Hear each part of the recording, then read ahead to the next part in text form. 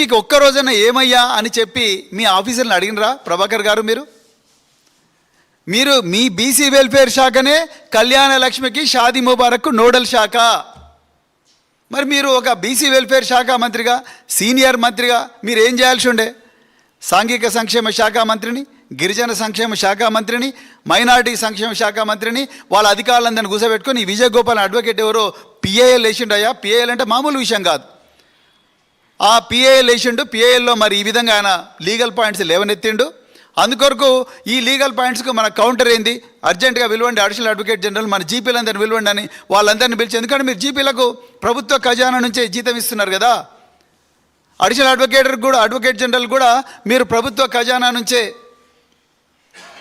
జీతం ఇస్తారు.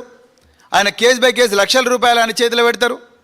మరి అలాంటప్పుడు మీరు ఎందుకు దీని మీద రివ్యూ చేయలేదు? రివ్యూ ఒకవేళ చేసి ఉంటే ప్రభాకర్ గారు ఇలా మీరు ప్రజల ముందర పెట్టాలి. ఇదే ఎప్పుడు గన్ పార్క్ అంటారుగా, మీరు రండి, అందరు గన్ పార్క్ రండి. మహేష్ కుమార్ గౌడు, పొన్నం ప్రభాకరు, అడ్లూరు లక్ష్మణ్ కుమారు, సీతక్క, అజరుద్దీను, మీరందరూ కూడా ఆ నోట్ ఫైల్ పట్టుకొని రండి మీకు దమ్ముంటే. ఆ పారావైజ్ రిమార్క్స్ ఏం రాసిందో తీసుకొని రండి.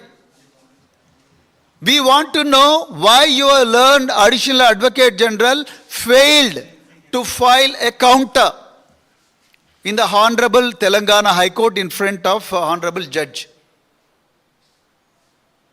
Telangana deserves answers, Prabhakar garu. ఎక్కడ మీరు మీ ముఖ్యమంత్రి మొదటి నుంచి ఇదే చేస్తున్నాడు. ఎట్లన్నా చేసి ఈ పథకాలను చంపేయండి. ఏమనంటే కోర్టుని అడ్డం పెట్టండి. ఇక చూడయా, కోర్టు ఆర్డర్ ఇచ్చింది. కోర్టు ఎందుకు ఇస్తుందండి ఆర్డర్? గౌరవ న్యాయమూర్తి గారు మీకు 1 రోజుల టైం ఇచ్చిండు.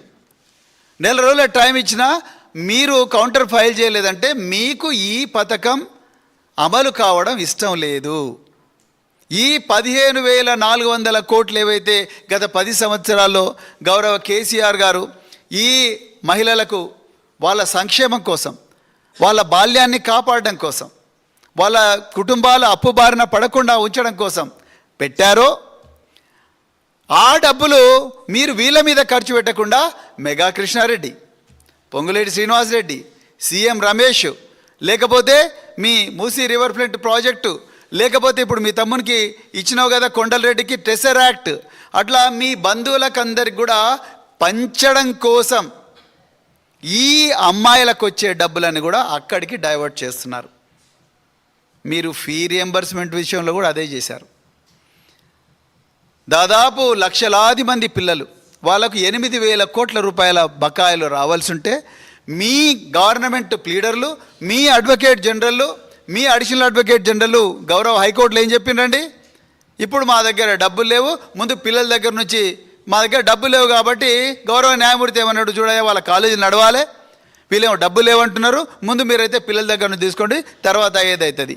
ఎన్ని వేల మంది అమ్మాయిలు, అబ్బాయిలు గ్రామీణ ప్రాంతాల్లో మీ అనాగరిక అనాలోచిత చర్య వల్ల చదువులు బంద్ చేసుకున్నారు, ఇంజనీరింగ్ బంద్ చేసుకున్నారు, మెడిసిన్ బంద్ చేసుకున్నారు, ఫార్మసీ బంద్ చేసుకున్నారు, నర్సింగ్ బంద్ చేసుకున్నారు. ఎందుకు?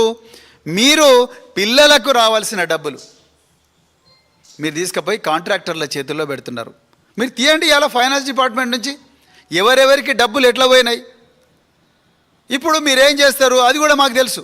మీరేం చేస్తారు? ఇప్పుడు సెప్టెంబర్ 9 నాడు, ఇది సెప్టెంబర్ 5 నాడు మళ్ళీ అపియర్ కమ్మన్నారు. అప్పుడు మళ్ళీ అడిషనల్ అడ్వకేట్ జనరల్ ముఖ్యమంత్రి గారు ఆదేశించిండ్రు, ఇక్కడ కూడా పేపర్ మీద ఇది ఉండదు, ముఖ్యమంత్రి గారు ఆదేశించిండ్రని ఆయన మళ్ళీ సమయం అడుగుతాడు.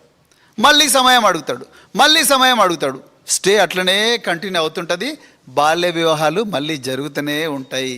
ఇంత భారీ కుట్ర తెలంగాణలో రేవంత్ రెడ్డి గారు చేస్తూ ఉన్నారు.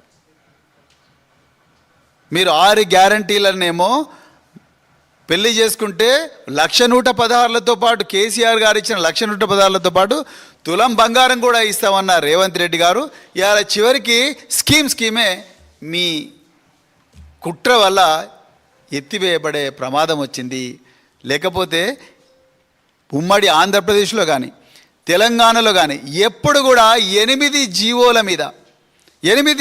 మీద ఎప్పుడు కూడా మరి GO number 12, GO number 4, GO number 5, GO number 11, GO number 25, GO number 18, GO number 8, GO number 4 అంటే బ్యాక్వర్డ్ క్లాసెస్, మైనారిటీలు, అదేవిధంగా ఎస్సీలు, అదేవిధంగా ఎస్టీలు, వీళ్ళందరి జీవితాలు మరి ఇవాళ మరి ప్రమాదంలో పడ్డాయి ఈ హైకోర్టు ఆర్డర్ వల్ల. అందుకొరకే మేము మళ్ళీ చెప్తున్నాం, ఇలా తెలంగాణ ప్రభుత్వం వీళ్ళందరి జీవితాలతో ఆడుకుంటా ఉన్నది. మీరు హైకోర్టు ఇచ్చిన సమయాన్ని కూడా మీరు కరెక్ట్గా వినియోగించుకోవడం లేదు. అదేవిధంగా మీ లా సెక్రటరీ లక్షల రూపాయల జీతాలు తీసుకుంటున్నారు. వీళ్ళందరూ ఏం చేస్తున్నారు? వీళ్ళందరూ ఫైల్స్ చూడడం లేదా? మీ మినిస్టర్లు ఏం చేస్తున్నారు? అమెరికాలో నాటా సభలకు ఆటా సభలకు పోతున్నారు. నాటా సభలకు ఇక్కడ పరిపాలన గాలికి వదిలేసినారు. ఇంకా ఎక్కడ మీటింగులు పెట్టినా మీరు గత ప్రభుత్వాన్ని విమర్శించడమే పని పెట్టుకున్నారు తప్ప ఎప్పుడు కూడా ఫైళ్ళు చూసి అసలు ఏం జరుగుతున్నది. ఇంతకుముందే మేము ఇంకొక విషయం కూడా మా దృష్టికి వచ్చింది. మీరు ఒక ఫ్యామిలీ రిజిస్టర్ సర్టిఫికెట్ అని కార్యక్రమంలో తీసుకొచ్చారు. ఇది కూడా ప్రజలను మీరు ఘోరంగా మోసం చేసినారు. ఒక్కొక్కరి దగ్గర నుంచి 70 లక్షల రూపాయలు కలెక్ట్ చేసి ఒక్కొక్క అభ్యర్థి దగ్గర 70 రూపాయలు కలెక్ట్ చేసి దాదాపు 6 లక్షల మంది అప్లై చేసుకున్నారు. 3,60,000 మందికి ఆల్రెడీ మీరు ఫ్యామిలీ రిజిస్టర్ సర్టిఫికేట్ ఇష్యూ చేసినారు. ఇప్పుడు ఎలక్షన్ కమిషన్ ఆఫ్ ఇండియా ఇది చెల్లదు అంటున్నది.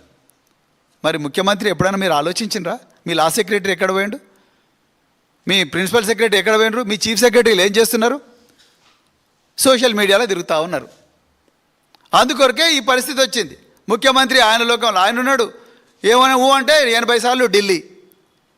ఈ డబ్బులన్నీ ఢిల్లీ అనుకుంటే ఇప్పుడు ఢిల్లీ నుంచి డాలస్ కూడా పోతున్నాయంట. ఇవాళ నేను పేపర్లో చూసిన, డాలస్లో కూడా అమెరికా ఇమ్మిగ్రేషన్ అధికారులు వీళ్ళు నోట్ల కట్టలు మోసుకపోతుంటే తెలంగాణలో ఒక సీనియర్ మంత్రి ఆ మంత్రి కుటుంబాన్ని పక్కకు పట్టుకున్నారంట. మరి ఎన్ని వేల కోట్లు ఉన్నాయో ఆ బ్యాగ్లలో మాకైతే తెలియదు. అది ఈ మధ్యనే వెలుగులోకి వచ్చింది. అంటే ఇంత ఘోరమైన పరిస్థితి అనేది తెలంగాణలో ఉన్నది. నేను మళ్ళొకసారి చెప్తున్నా, అయ్యా రేవంత్ రెడ్డి గారు, మీ దగ్గర లా సెక్రటరీలకు ఈ సంక్షేమ పథకాలు నడపడం చేత కాకపోతే మా బీఆర్ఎస్ను సంప్రదించండి. మా లీగల్ సెల్ గైడ్ చేస్తుంది. మీ తరపున ఈ ప్రజల కోసం, ఈ లక్షలాది మంది ప్రజల సంక్షేమం కోసం మా బీఆర్ఎస్ పార్టీ తప్పకుండా వీళ్ళ జీవితాలు కాపాడుకోవడం కోసం, వీళ్ళ భవిష్యత్తును కాపాడుకోవడం కోసం మేము ఆర్గ్యూ చేస్తాం. ఎందుకు ఆర్టికల్ 15 క్లాజ్ 3 ప్రకారము ఈ కళ్యాణ లక్ష్మి కరెక్ట్? ఎందుకు article 21 right to live with dignity దాని ప్రకారం ఈ కళ్యాణ లక్ష్మి కరెక్ట్? ఎందుకు జీవోలు క్యాబినెట్ ఆర్డర్స్ కూడా ప్రభుత్వాన్ని నడిపించవచ్చు, ప్రతిదానికి కూడా చట్టం అవసరం లేదనే కామన్ సెన్స్ ప్రతి సిటిజన్ కూడా ఉంటుంది. మీ లా సెక్రటరీలకు, మీరు డిపెండ్ అయిన అధికారులకు ఈ మాత్రం కామన్ సెన్స్ లేకపోవడం మాకైతే చాలా ఆశ్చర్యంగా వేస్తున్నది. దీనికి అంతటి కూడా కారణం మీరే రేవంత్ రెడ్డి గారు. మీరు అనవసరంగా ఈ ప్రజలందరినీ ఇబ్బంది పెడుతున్నారు. మా మీద కోపం ఉంటే ఒక డేట్ చెప్పండి, ఎల్బీ స్టేడియంకో లేకపోతే సరునార్ స్టేడియంకో పోదాం, అక్కడ బాక్సింగ్ చేసుకుందాం. మీకు దమ్ముంటే డేట్ పెట్టండి, మేము కూడా వస్తాం. అంతే తప్ప మా మీద కోపంతో ప్రజల జీవితాలు, ఈ తెలంగాణలో కోట్లాది మంది ప్రజల జీవితాలను నాశనం చేయొద్దని చెప్పేసి మేము చెప్తూ, అర్జెంటుగా సంక్షేమ శాఖ మంత్రులు, ముఖ్యంగా Ponnam Prabhakar, because you are the nodal minister for Kalyan Lakshmi and Shaadi Mubarak, సంక్షేమ శాఖ మంత్రులు మీరందరూ కూడా అర్జెంటుగా స్టే వెకేట్ చేయించాలి.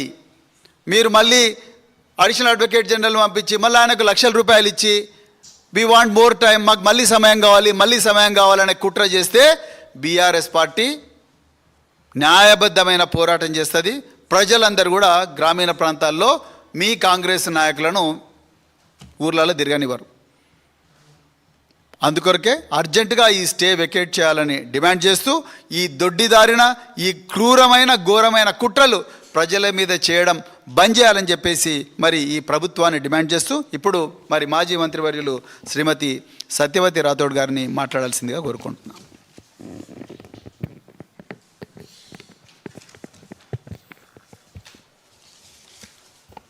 మీడియా సోదరులకు నమస్కారం. అలాగే ఈ మీడియా సమావేశంలో నాతో పాటు పాల్గొంటున్న ప్రతి ఒక్కరికి, ప్రత్యేకంగా పెద్దలు ఆర్ఎస్ ప్రవీణ్ కుమార్ గారికి నమస్కారం. వారు మాట్లాడిన అన్ని విషయాలను ఏకీభవిస్తూనే రేవంత్ రెడ్డి గారి పాలన పిచ్చోడి చేతిలో రాయిలాగా ఉంది, అది ఎప్పుడు ఎవరి మీద ఇదవుతుందో అని చెప్పి అనుకున్నాం. కానీ ఒప్పుకునే ఇవ్వకపోవచ్చు అనుకున్నాం. కానీ నడుస్తున్న